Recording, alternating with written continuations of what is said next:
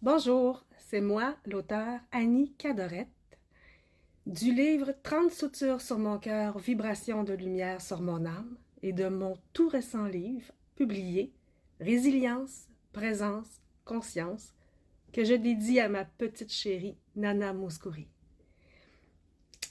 Dans la vie, il y a des choses que l'on peut vivre ou on peut décider de rester dans l'ombre de celle-ci, dans la blessure, dans les émotions basses, les vibrations basses et négatives.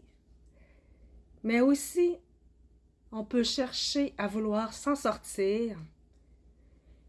Souvent, c'est un appel, quelque chose en nous qui nous dit, comme moi par exemple, que la vie ne peut pas être quelque chose de monotone ou vivre de façon plus légère, pratiquement avec les yeux d'un enfant, ne peut plus exister. Cela demande beaucoup, beaucoup d'amour que l'on se porte à soi-même pour la développer en soi. C'est une résilience de passer à travers nos épreuves qui va nous donner la force de continuer à passer par-dessus les épreuves de la vie en général. On peut dire que c'est une recherche à la lumière, une recherche à la paix intérieure. Cette paix-là est authentique. Et contrairement à ce que l'on pense de nos jours, ça ne se trouve pas à l'extérieur de nous.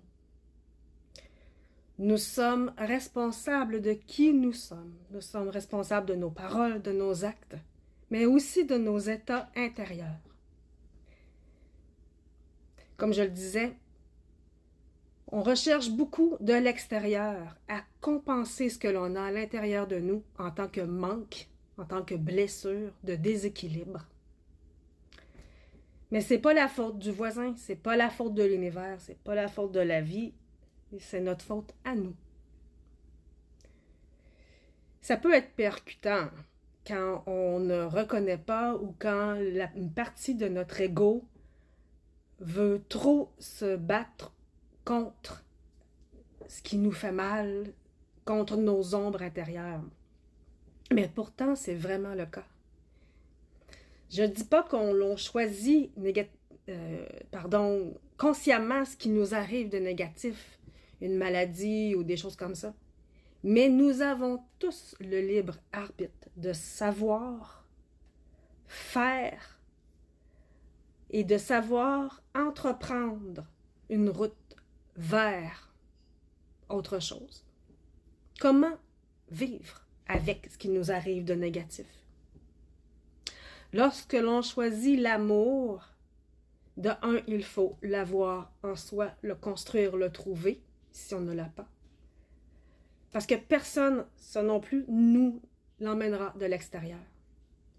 La personne la plus aimable, la plus gentille qui peut exister sur la planète, avec les meilleures intentions du monde, même si elle vient au-devant de nous pour nous offrir tout cela, si en nous, les morceaux n'ont pas été recollés, si on ne s'est pas reconstruit, ou si pour x, y raison, sans vivre de choses traumatisantes ou vraiment ultra négatives, on ne s'offre pas cet amour-là, jamais on ne pourra vraiment recevoir ce qui nous est amené de l'extérieur dans les partages avec les autres, entre autres. Et plus intensément avec la façon de voir la vie et de porter la vie. Tout ceci demeure donc un choix. C'est un choix de vivre autrement dans un monde très matériel de nos jours. Une façon de porter l'amour, de le vivre et mais d'en avoir aussi conscience. Alors, si cela pique votre curiosité, vous pouvez toujours aller voir mon site internet où je partage toutes sortes de belles choses. Photographe à mes heures, poétique à d'autres heures, écrivaine en tout temps quand je ne travaille pas, parce que j'occupe un emploi dans un tout autre domaine d'activité. C'est vraiment une passion de de vivre autrement et d'amener à d'autres personnes ce que j'ai découvert. Et je ne suis pas la seule à l'avoir découverte en passant. J'ai lu beaucoup de psychologie, de psychanalyse, sur le travail spirituel, le cheminement personnel. Et c'est un peu tout ça au long de ma vie que j'ai placé.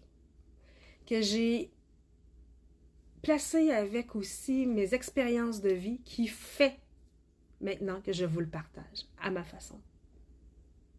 Alors, je vous souhaite une bonne journée. Soyez en paix. Bye!